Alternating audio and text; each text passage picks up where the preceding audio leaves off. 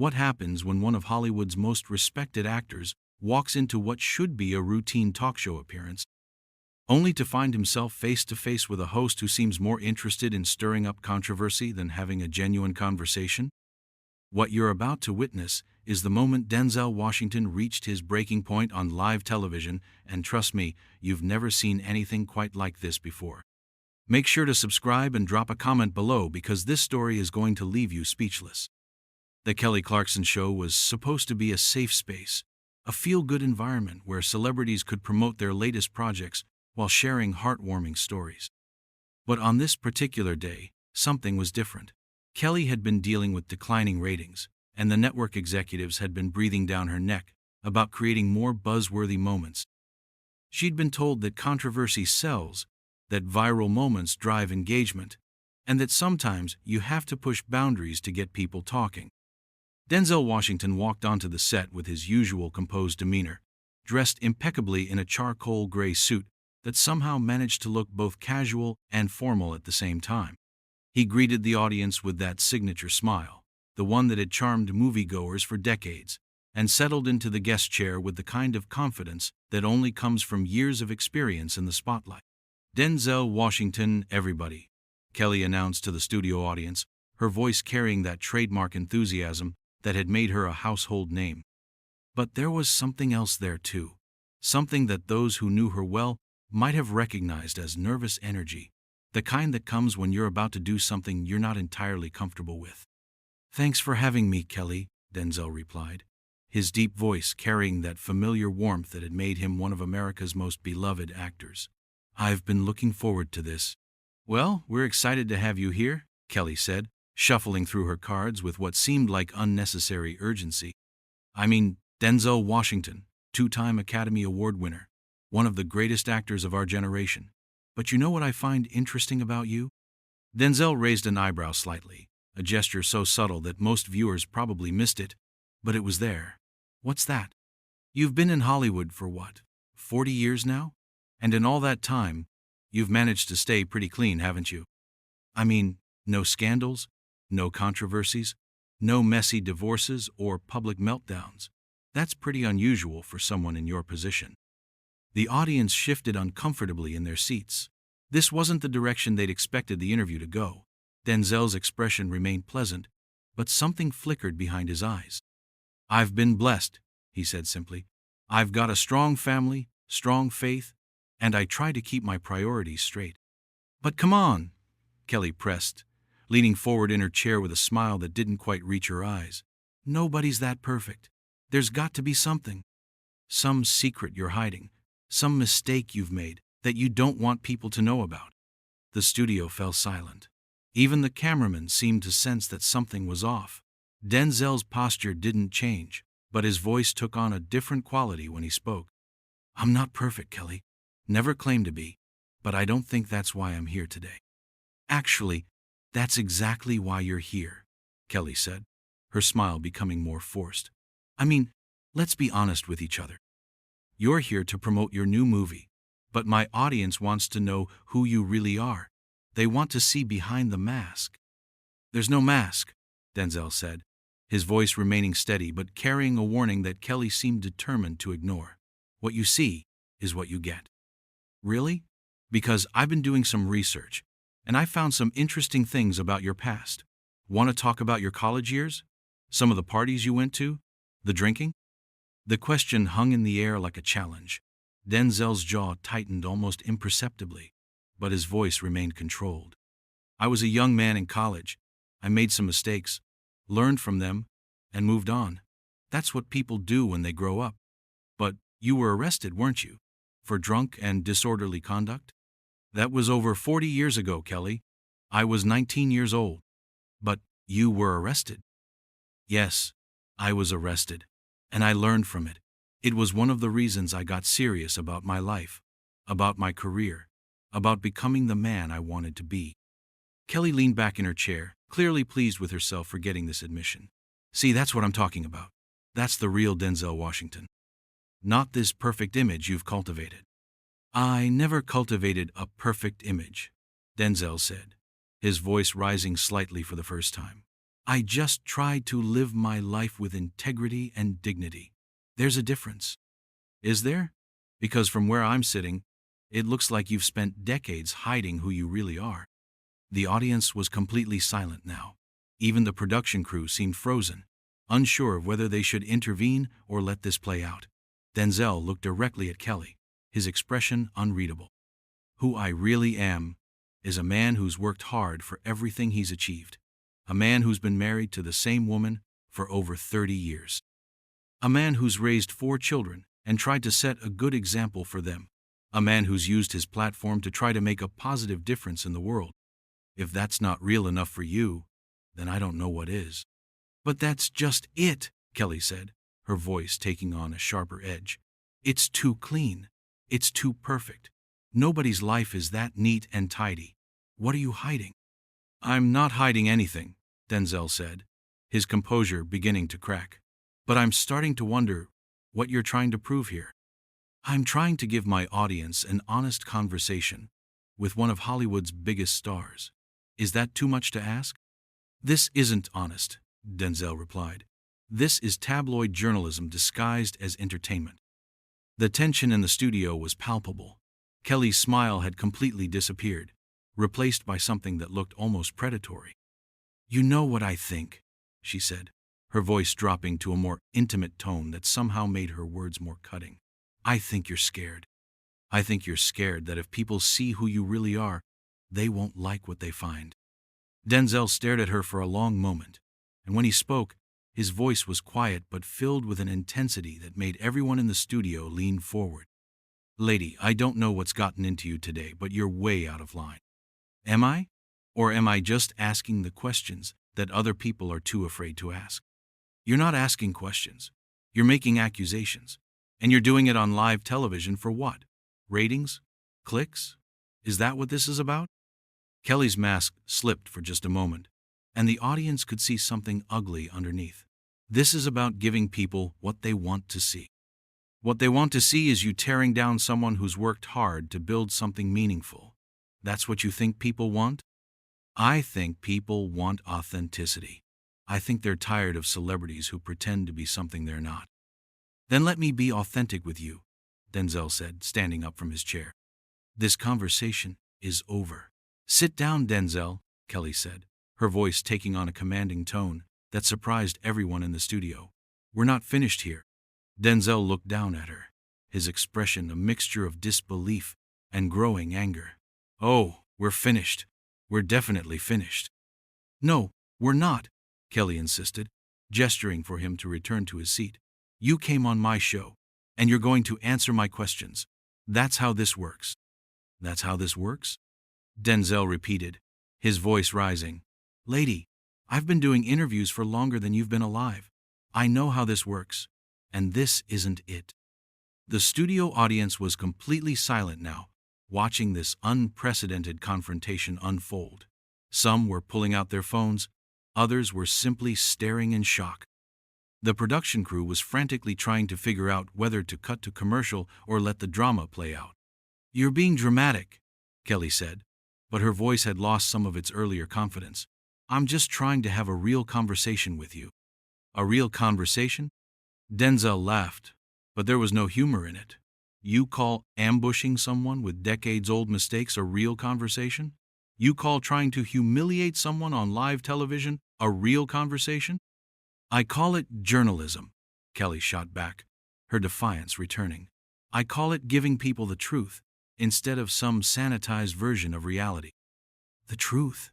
Denzel's voice was incredulous. You want the truth? Here's the truth. I came here today to talk about my work, to maybe inspire some young people watching at home, to have a pleasant conversation with someone I thought was a professional. Instead, I find myself sitting across from someone who's more interested in tearing people down than building them up. That's not what I'm doing, Kelly protested, but her words lacked conviction. That's exactly what you're doing, Denzel fired back. And you know what the real tragedy is? You're good at this. You're talented. You could be using your platform to do something meaningful, something positive. Instead, you're turning it into a circus. Kelly's face flushed red. Don't you dare lecture me about how to do my job. Then don't give me a reason to, Denzel replied. You want to know who I really am? I'm someone who believes in treating people with respect. I'm someone who believes in lifting people up instead of tearing them down. I'm someone who believes that just because you have a microphone and a camera doesn't give you the right to humiliate people for entertainment. You're being sanctimonious, Kelly said, her voice dripping with disdain. You're acting like you're better than everyone else. I'm not better than anyone, Denzel said, his voice softening slightly. But I'm also not worse than anyone. And I'm not going to sit here and let you pretend that I am. You know what your problem is, Kelly said, leaning forward aggressively. You can't handle it when someone doesn't kiss your feet. You're so used to everyone treating you like royalty that you can't deal with someone asking you tough questions. Tough questions? Denzel's composure cracked completely. You call digging up 40-year-old police reports tough questions?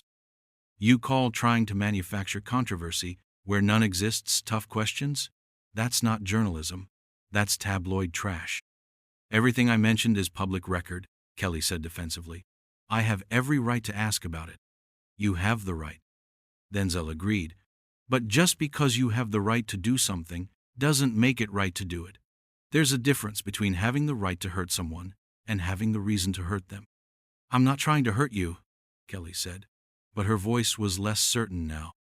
Then what are you trying to do? Denzel asked, spreading his hands wide. Because from where I'm standing, it sure looks like you're trying to tear down someone who's never done anything to you. Someone who came here in good faith. Someone who spent his entire career trying to be a positive influence. I'm trying to show people that celebrities aren't perfect, Kelly said, her voice rising again. I'm trying to show them that you're just like everyone else. But I never said I was perfect, Denzel replied, his voice filled with frustration.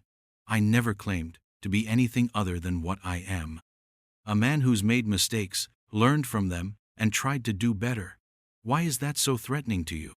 It's not threatening, Kelly said, but her body language suggested otherwise. It's just not honest. What's not honest about it? Denzel demanded. What's not honest about a man working hard, staying faithful to his wife, raising his children, and trying to use his success to help others? What's dishonest about that? It's too clean, Kelly insisted. It's too perfect. People don't live like that. Some people do, Denzel said quietly. Some people choose to live with integrity.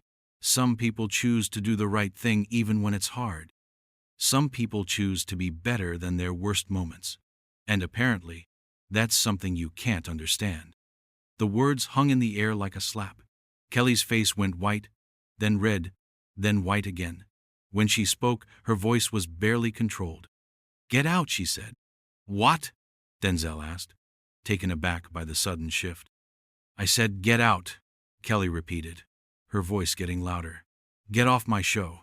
Get out of my studio. I don't have to sit here and let you insult me. I'm insulting you? Denzel's voice was incredulous. I'm insulting you? You spent the last 20 minutes trying to humiliate me on live television, and I'm the one who's being insulting?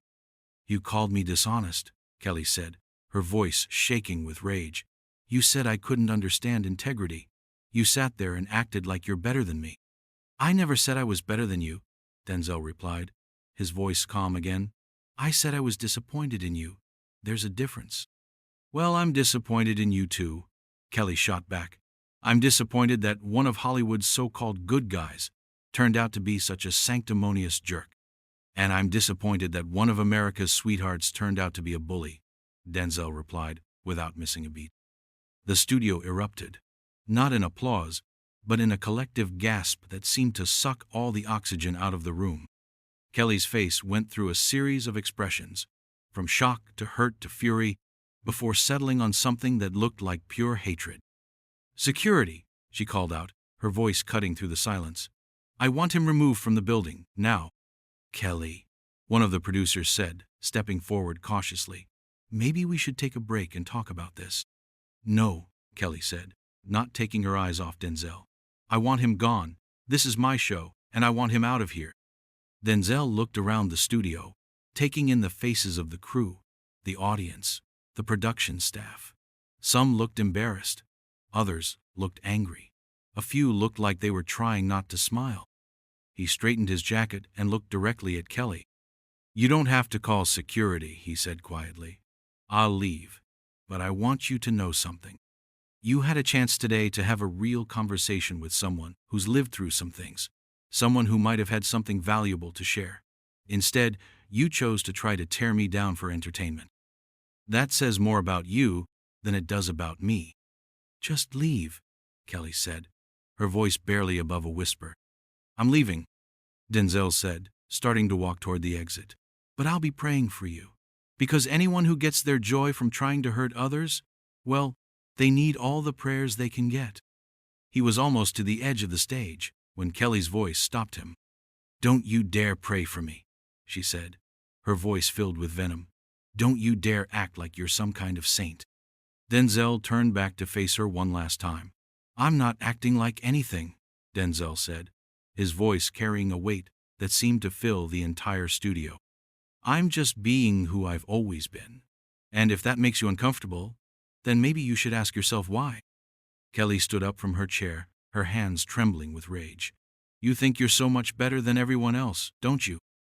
You think because you've got your fancy awards and your perfect little life that you can look down on the rest of us." "I don't look down on anyone," Denzel replied, his voice steady despite the chaos erupting around him. "But I also don't look up to people who use their platform to hurt others. And right now, that's exactly what you're doing." "I'm hurting you?" Kelly's voice cracked with disbelief. "You're the one who came on my show and made me look like a fool in front of my audience." "You made yourself look like a fool," Denzel said quietly. "I just refuse to help you make me look like one too." The audience was completely silent now, some covering their mouths in shock, others recording everything on their phones. The production crew stood frozen, unsure whether to intervene or let this unprecedented meltdown continue. "You know what?" Kelly said, her voice rising to a near shout. "I'm glad this happened. I'm glad people get to see who you really are. Behind all that charm and all those inspiring speeches, you're just another arrogant Hollywood actor who thinks he's untouchable. And you're just another talk show host who's forgotten that real people are sitting in front of you." Denzel shot back. "People with feelings, people with families, people who don't deserve to be attacked for your entertainment." "Nobody attacked you," Kelly protested. "I asked you some questions. If you can't handle questions, then maybe you shouldn't be doing interviews." "Those weren't questions," Denzel said, his voice rising for the first time. "Those were ambushes. Those were attempts to humiliate me. And you know the difference, even if you won't admit it." "Fine," Kelly said, throwing her hands up in exasperation. "You want to know the truth? The real truth? My ratings are down. The network is breathing down my neck. They told me I needed to create more buzz, more viral moments. They said I needed to push boundaries." The admission hung in the air like a confession. Denzel stared at her, his expression shifting from anger to something that looked almost like pity. "So, you decided to push boundaries by trying to destroy someone's reputation?" he asked quietly. "I decided to do my job," Kelly said, but her voice lacked conviction. "I decided to give people what they want to see. What they want to see is you tearing down a man who's never done anything to hurt you. A man who came here to promote his work and maybe inspire some people? That's what you think people want?" "People want authenticity," Kelly said, but she was clearly struggling now. "They want to see that celebrities aren't perfect." "Then show them your own imperfections," Denzel said, his voice softening slightly.